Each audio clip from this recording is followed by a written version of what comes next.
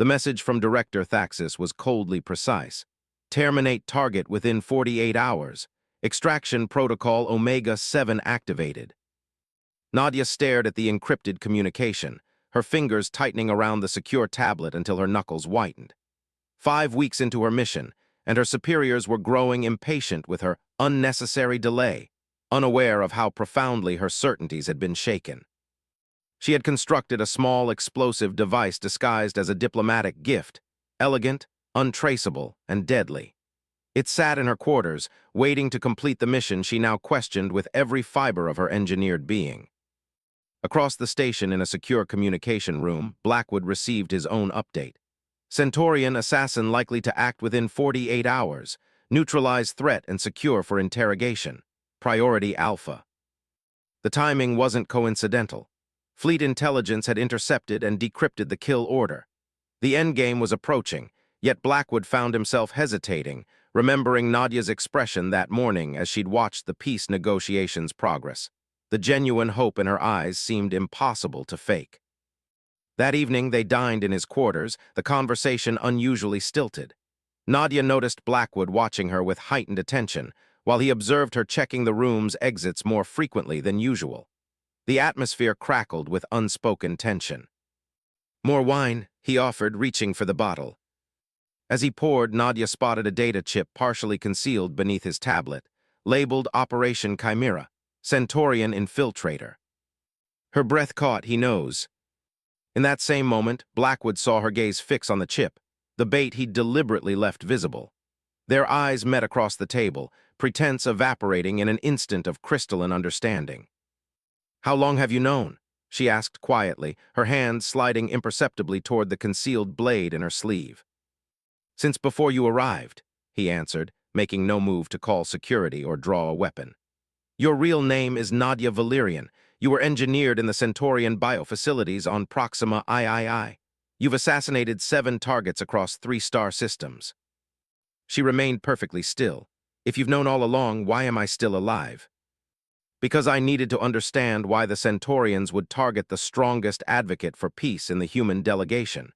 His expression hardened. "Unless peace isn't what your government actually wants."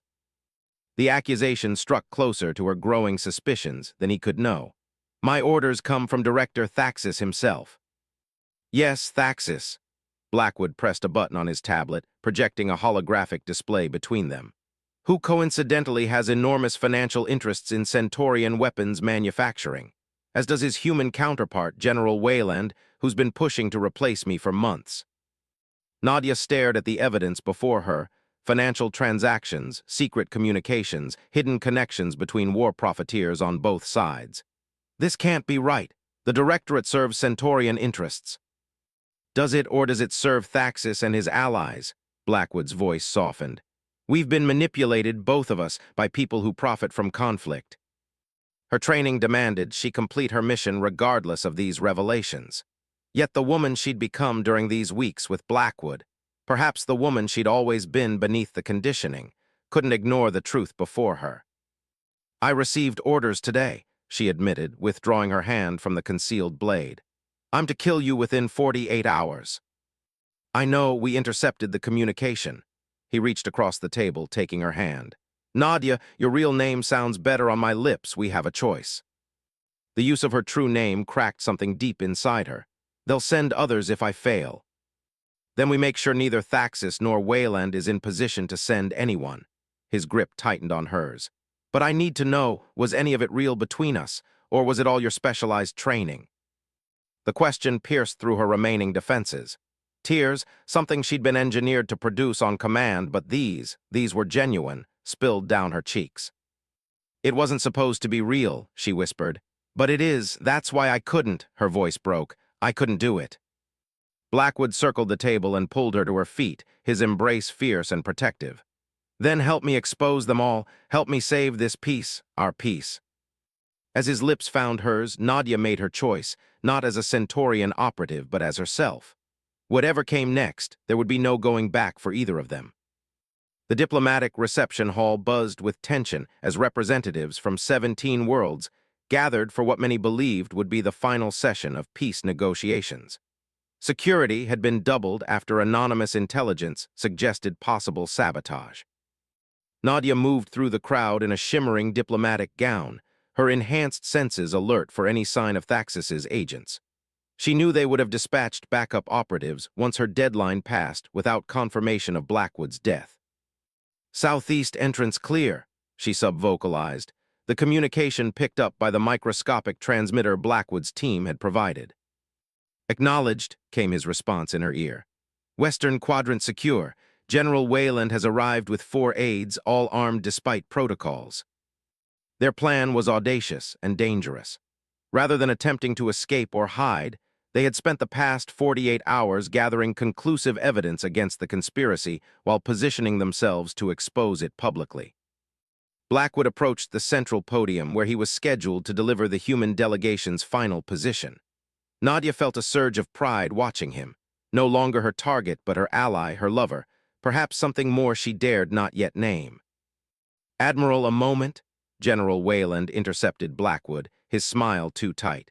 "I've received concerning intelligence about the Centaurian position. Perhaps we should confer privately before your address." "Actually, General, I believe transparency is crucial at this juncture," Blackwood replied smoothly. "In fact, I've prepared some materials I think everyone should see." As he spoke, Nadia confirmed visually that their trusted operatives had moved into position throughout the hall. Fleet Commander Rivera, Blackwood's loyal second, had her security team strategically placed. On the Centaurian side, Ambassador Krell, who had been quietly horrified by the evidence they'd shared, had positioned his personal guards to intercept Thaxis if necessary. Blackwood began his address with standard diplomatic phrases, but when he activated the holographic display, gasps rippled through the assembly.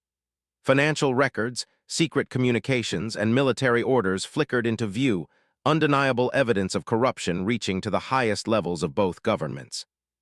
"For too long, we've allowed those who profit from war to dictate the terms of peace," Blackwood declared. "Today, that ends."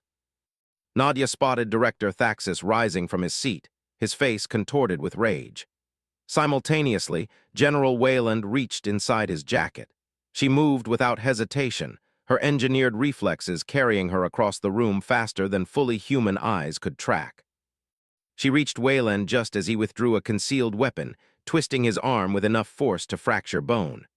Across the hall, Ambassador Krell's guards had surrounded Thaxis. "Security breach," Wayland shouted, still trying to maintain his cover. "This woman is a Centaurian assassin." "Yes, she is," Blackwood confirmed calmly into the stunned silence, continuing to display evidence on the holographic screens.